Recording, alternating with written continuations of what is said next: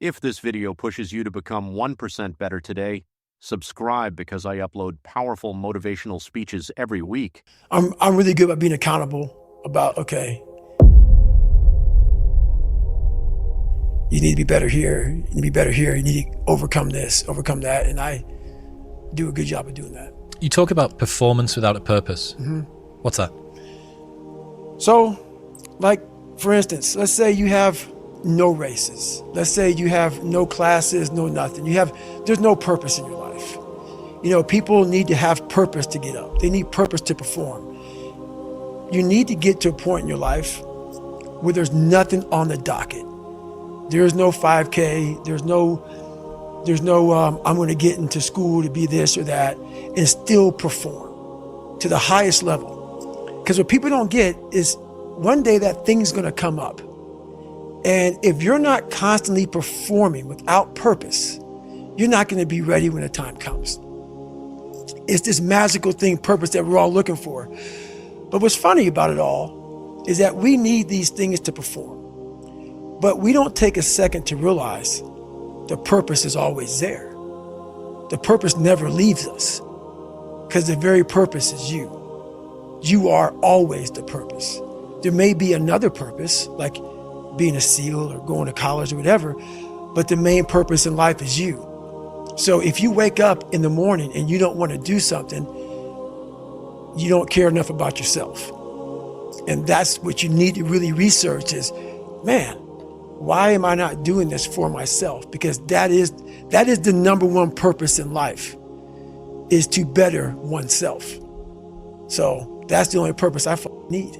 So the reason I get up every day, even though there's no race or there's no school or there's nothing in front of me, is because I have pride in myself. And discipline is good too. But without a clear headspace, there's no discipline. What do you mean? So let's say we have a circuit breaker, okay? And I'm loading everything up to one circuit, just load it up. It's gonna blow. And once that thing blows, man, the circuit's all up.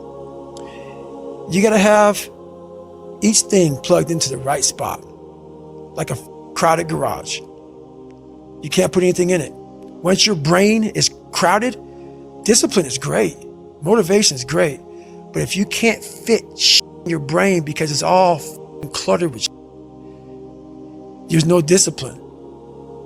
You may have it sometimes when it fits in that crowded garage of your mind, but you don't have the consistency that you need to have with that discipline. Believe in yourself beyond, without a doubt.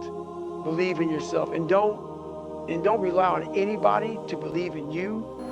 Don't rely on anybody to push you or make you better. Believe in yourself and only yourself, and allow that human being to make you a better person. So the brain is an amazing thing, but the brain controls you. You must control it. You must take power over your own mind, or your mind will guide you into all the soft places that your brain wants to live in. Your brain has enough information. It doesn't want to go through that process of mind hardening. It doesn't want to do that. I gotta remember what time I gotta be here, what time I gotta be there. This is where I want to stay. I'm peaceful. I want to stay very peaceful and away from scarring. So that's what it is. We have to break the barriers within our minds, within the world. And it starts with yourself. It starts with yourself. You gotta break the barriers down within yourself and just go there. You gotta go to yourself. Absolutely. It feels good to talk about that shit, man. It actually makes you feel good, makes you feel proud, all that shit. But guess what happens? That alarm clock goes off at 4 a.m. to train. I don't want to be a SEAL today. Or I don't want to be whatever today. I'll start tomorrow. And that's the usual pattern of people's lives. That's why I talk about clearing out the mind. Until you really want to do something, you're always going to be a talker. You're always going to run your mouth. So many of us come from these small places in our mind that we're not willing to think outside of only what we've seen. Our mind works in such a small compartment. And one thing I was able to do was to dream. Many people, but don't make dreams your master. But I was able to dream outside those four walls of that small town. And until you're able to really put yourself into that dream, but don't make dreams your master, that's where you truly become what you're destined to become. What do you mean, don't make dreams your master? A lot of people sit back and they dream about being a sports figure, or dream about being a SEAL, or dream about being an astronaut. And all it is a dream. They don't put the work behind the dream. That dream has become their master. When you become the master of your dream is when you say, I want to go be a Navy SEAL. And you say, okay, I'm going to lose 106 pounds in less than 3 months. The dream was the one thing I thought about, and the dream was now gone. Now what comes in, the dream goes away, and the laundry list of details and tasks come up. Gotta do this, gotta do this, gotta do this, gotta do this. That's when you become the master of your dream. So a lot of people out there dreaming. Everybody's looking for the 6-minute ab routine. Right. Everybody wants to say, you know what? Can I run 100 miles tomorrow? Can I achieve this tomorrow? Can I achieve that in 2 days? How about this? Let's compromise. I want to lose weight, but I need to keep my cappuccino. Mm-hmm. It's not how the works, man. You have to want it. You have to want to be better. And it starts off with, you have to have pride in yourself. You have to have pride in yourself. You have to have, there's something about you, whether it's your last name, whether it's just the smallest thing. You have to be proud of yourself. And if you have no pride in yourself, I can't give it to you. Because you're always going to compromise. You're always going to fold. Always. I'm very proud of myself. That's why when people said, you know way you can do better than Can't Hurt Me. Roger that. We'll see. It's that pride that wakes you up. Now I'm not talking about bad pride. I'm the attention to detail for the human being I want to do. I call this thing, like, I want to be the standard. I want to be that guy. Like, every place I went in the military, there was this ethos about how this place is, how we're going to live, how we're going to represent ourselves. And I walked around and I saw that most people didn't live up to that ethos. And everybody has a limit, but find it first. You got a limit? I haven't found it yet. I don't think you have. I haven't found it yet. It's pretty crazy. It's crazy. I haven't found it yet. I find it at times, but what happens is I then figure out how to get around it, through it, above it, climb over it. So those limits, I'm always, that's what I said, I taught myself how to fail. I'm always skirting on that like limit of like, okay, I'm there. Okay, I failed, but I was right there. What did I miss? What the f did I miss? Oh, that's what I missed. And then it happens. Like if you go to whatever company, they have this mission statement on how we want to run our company. I made one for myself on how I want to be.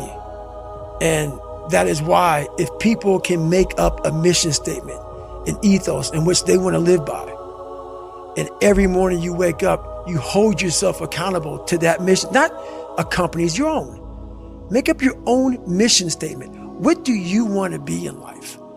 And once you do that, now you can work with somebody to get better. You can work with yourself to get better. But until you know what you want to stand for, you will always just be sitting down. You'll never stand for anything. I call it mental zones, but basically is you're organizing your mind so you can put that discipline. So a lot of people talk about discipline. Okay, great. Why do you fall off the wagon?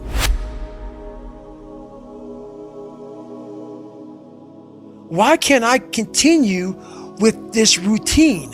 Going to the gym, being better, waking up early, eating the right foods. It's because maybe it's your kids, maybe it's your wife, maybe it's your job, and it's all just stuffed in your brain. You don't have it compartmentalized and organized in these nice shelves. Like you look in the garage, it's all a nice organized militant garage. Hey, where are my dumbbells? Right there. A lot of people whose brain, hey, where's my dumbbells? Let me look. They're throwing shit. They're looking through totes. They're all up. So where am I going to put discipline in that mind if I can't find other shit? You got to be able to find all these different things in your mind. Oh, I can put discipline right there. I can put consistency right there. I can put all these things right there in that spot. So that's what I'm talking about. If your life is not organized, and your life being everything around you, because it takes one little piece of an outside interference to clutter your whole mind. Because it's on such a knife edge. That's right. And people don't get that. Your mind has to always be clear. That's why I meditate 2 hours every single night, because I refresh, I reorganize the garage, which is my mind, every night. So then discipline's in there, organization, everything is in this right spot. So when I wake up, I'm ready to go. And how the mind and how beautiful it is. So what brings me joy and happiness is knowing how beautiful the mind is. And I'm one of the few people that didn't read about it, didn't experience it through some drug. I got to experience the beauty of true willpower. True you, I'm gonna fail, I'm gonna fucking fail, I'm gonna fucking fail, I'm gonna fucking fail, and I will succeed. Just me talking about that gives me a feeling, I know what I did. And I don't need to travel somewhere or to have this or have that. I have it all here in my mind. The beauty is remembering this young, dumb, what people call nigger, is now where I'm at today. And that is, when you finally get to that point, for me, it's forever lasting peace. I could die right now on this show and I'll be happy, man. I was born with nothing, but I realized that most people are lazy. So a lot of people, let's say out of 10%, let's say the average human being has 10%. Let's give me 2%. I know the average human being is gonna away 9 of that 10%. So if I utilize my 2%, I just f you up. Wow. Yeah. And that's what people don't get. Maximize minimal potential. People look at me and say, man, that's bull. You got a lot of potential. No, I have a lot of accomplishments that I utilize my maximum potential. I maximize every bit I have to be where I'm at today. That's why I'm not balanced. I don't take days off. I don't have that wiggle room that some people do. And a lot of you don't either. So you gotta make that shit up somewhere. Maximize minimal potential.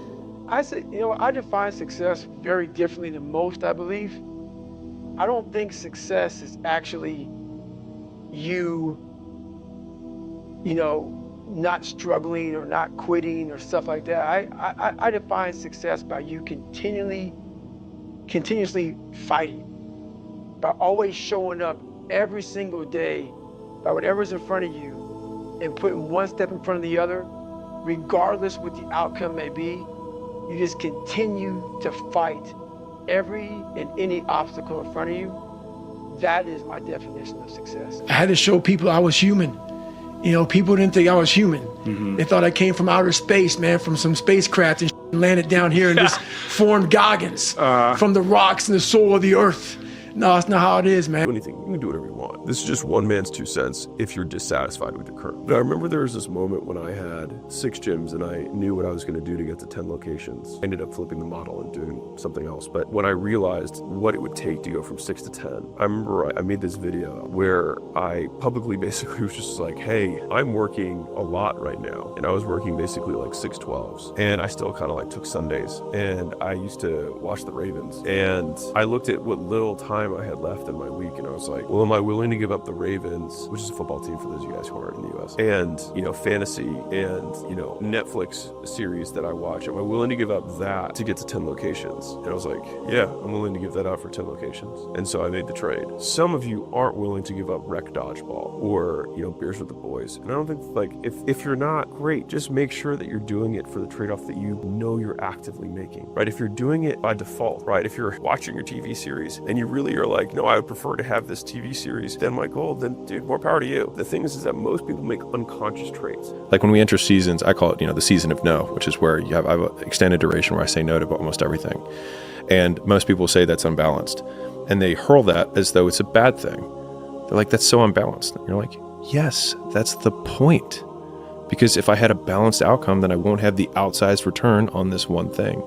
And so, again, like there's so many of these little insults that people will throw at you, like you're unbalanced, you changed, that they intend as insults. But if you actually don't take your society programmed response and say, oh, they mean to insult me. But if you actually think about what they're saying something that's true. And then we just need to be okay with that truth because that was the choice we made to begin with.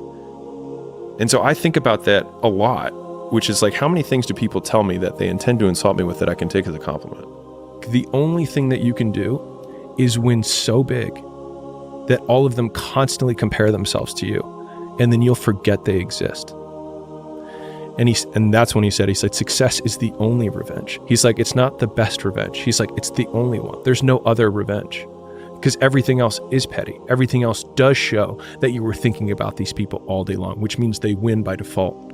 He's like, all you can do is think about your goal and winning. He's like, and when you win, that's when you become so big that they shrink into irrelevance. You cast a shadow that no one even can see them behind you. People who are most successful, a lot of times, it's not that they necessarily have more willpower. They find other ways to reward themselves. And so he's like, the more skills you have, the more ways you have to reward yourself. And so somebody can extend how long their time horizon is because they do gamify it. So people who don't have the skills of figuring out ways to reward themselves in the meantime can't make it the whole way. But that's like when you're doing cardio and you're like, okay, it's 5 times 5 to get out of here, right? You create micro games within the longer game to keep yourself going. I keep thinking to myself like, okay, well, if I was going to get killed, or Layla was going to get killed, or people I cared about were going to die if I didn't come up with another solution, or if I made the thing that I wanted to have happen, what other things would I do? And usually it's a lot more.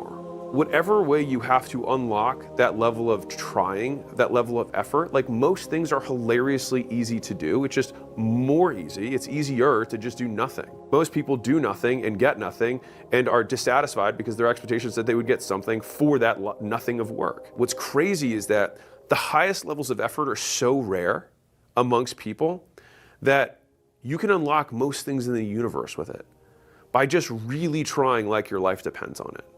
Because it does. Most of the time we know what we're supposed to do, we just have trouble doing it.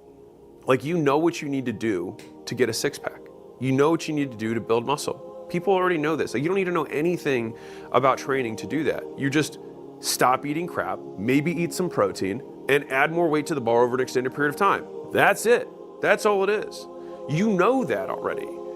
And yet you haven't begun because you haven't really tried. Like it's hilarious to me. It's apparently rarer to have a six-pack above age like 30 than it is to be a millionaire. A lot of the suffering that we have to endure, we actually only remember as a moment, even though it may have lasted hours and days and months. There's just these highlight reels or these reverse highlight miserable moments that we remember. And so I think a lot about the concept of moments because we actually don't remember most of our lives, which is like very wild to consider. Like most of our lives are not recorded and we don't remember it. It just vanishes into nothing. All we have are these discrete moments that we just choose to ascribe to memory. That means that in the moment when something's good, I can think to myself, remember this. Try and demarcate this moment.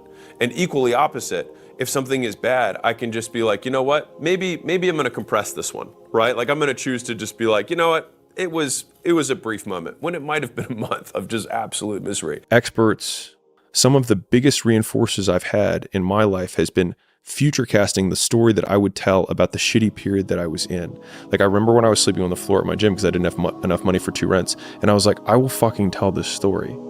And when I lost everything for the first time, I have the screenshot of the bank account. Like when I show it, people are like, oh, look, there's that thing. But they forget that there was a person who screenshotted it to be like, this won't fucking happen again.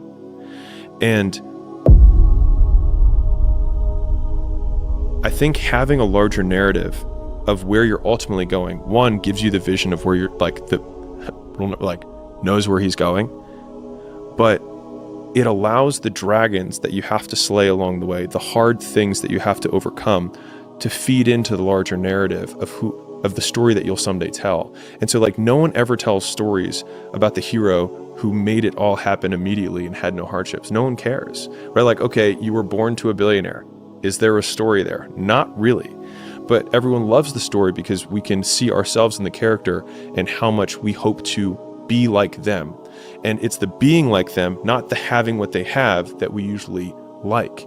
And so reframing ourselves as the hero of that narrative in my harder times was what really got me through that, and thinking, I will tell this story someday. There's this line that I heard David Goggins say, I'm David Goggins, bit. I remember him saying it, and I thought to myself, like, you want to be able to say that in the mirror to yourself and not laugh at yourself. Mm-hmm. And the only way that I can do that is know that when no one's watching, I work harder than when they're watching. And thinking about it like that has given me this persistent and ever-present scorecard or third party that's like, no one's watching, which means now you have to work, because otherwise you're full of shit. You can define commitment by eliminating alternatives.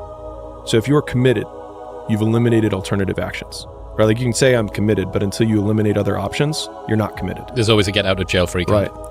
And so a lot of people make decisions to end relationships, to quit their job, to start the new thing, but they don't become committed to the decision until they remove the other options. And then you're forced to take action on it. And so I think actually defining those two different things. Now you could define, decision as to kill off, like decidere from Latin, but from a colloquial thing, I think there are two different instances. It's like, I need to change this, and then I do change it. And the making the decision is when it becomes a commitment.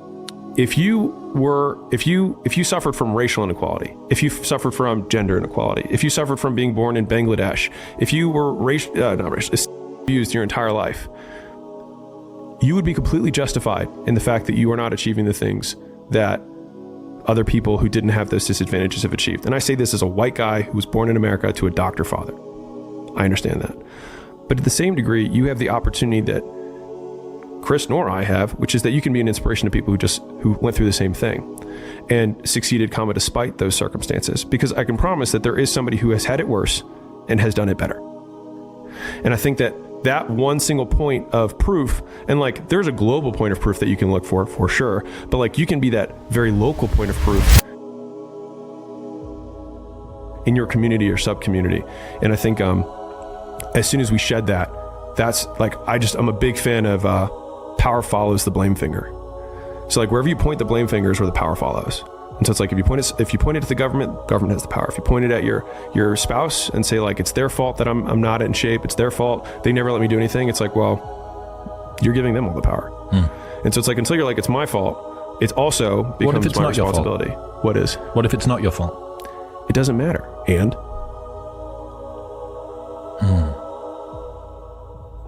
Like, I can't run marathons because I lost my leg at birth. And? Either you can just never try, or you put the metal thing on and you do it anyways. You have to learn the skills to become successful. And oftentimes learning those skills is painful because you don't know the skills when you're trying to learn them, and mistakes hurt. And so I think there's just a huge amount of skills that you have to learn in order to be successful. And if we define success as material success for business, at least, then it's just, there's so many things you have to learn. It's very hard to learn them scar-free. Nothing great was ever achieved by people who tried to be great at all things. And so I was like, okay, I might not have a great relationship for a long period of time. I mean, there was like, a lot of people don't know this, but in the early days of our relationship, even when we were married, I told Leia, so the first 3 years, I said the business comes before our marriage. So a lot of people don't know that.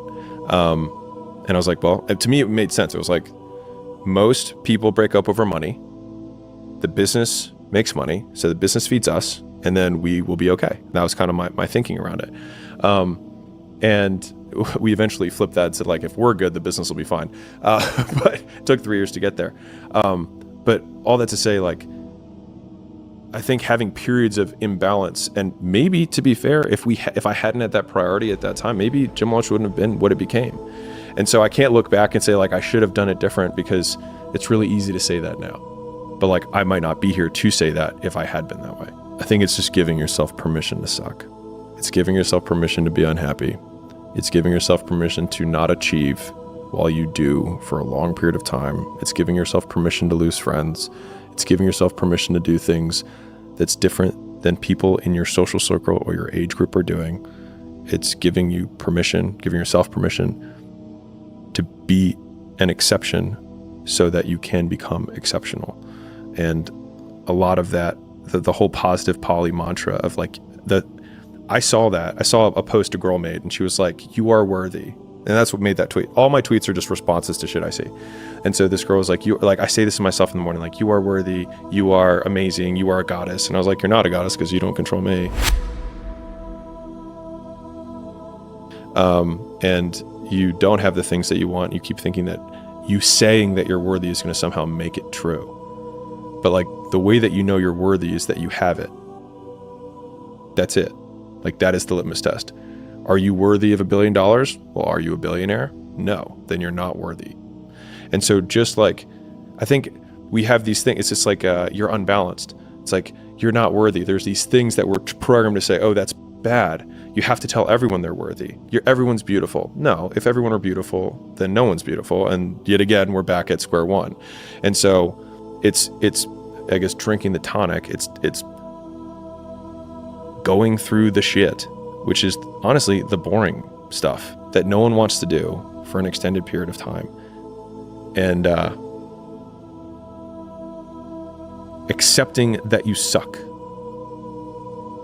And that it is okay, because the first step is accepting that you suck, so that you can do the second step, which is doing something about it.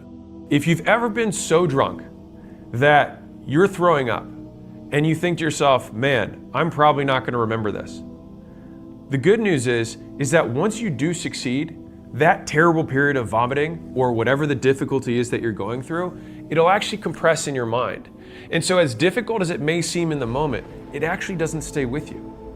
All you'll have left is the thing you accomplished. You won't remember the work that it took to get there. There'll be a significant discount on the punishment you endured. I tend to have a bad habit of really not looking back very much. And so I occasionally will go through my photos and I am reminded about all of the mistakes and the detours that I took along the way to where I wanted to go. You stay in poverty until you learn the first lesson of poverty, which is 2 words, my fault. And so when I was younger, I was really angry at my parents, like many people are, right? Justified or not, doesn't really matter. I was very angry and I blamed them for the woes of my life. And I realized that when I was 19 that these people that I hated, I was giving all the power over the fact that I wasn't the person I wanted to be. And I was like, well, it's their fault.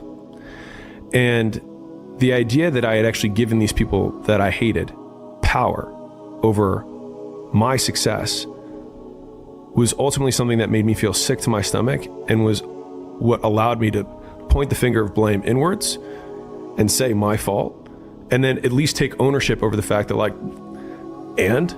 sure, maybe your dad didn't hug you enough, or maybe your mom wasn't present, or whatever it is, right? It's like, and? The bigger your goals, the more pain you're going to endure, whether you want to or not. It's the price. And if you can endure 4 times more pain than someone else, I don't actually think that it feels 4 times more painful. I think it feels the same level of pain, but you have this padding that makes it feel worth it. Give a man a purpose and the ability to achieve it, and he will crawl over broken glass with a smile. That broken glass, like, how can you have a smile during the pain?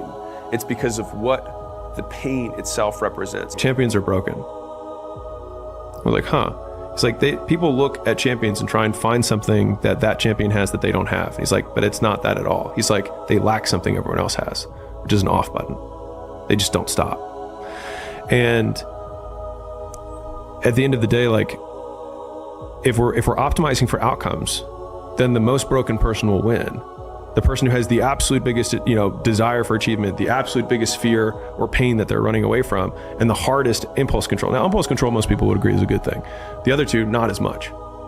And so What are we optimizing for? What problem are we solving? It's my favorite. It's probably the number one most frequently asked question that I ask to our portfolio companies whenever we're about to do anything, which is what problem are we solving? If the problem that we're solving is that I want to be content, well, there's a lot of ways to do that. You don't need to do all these other things.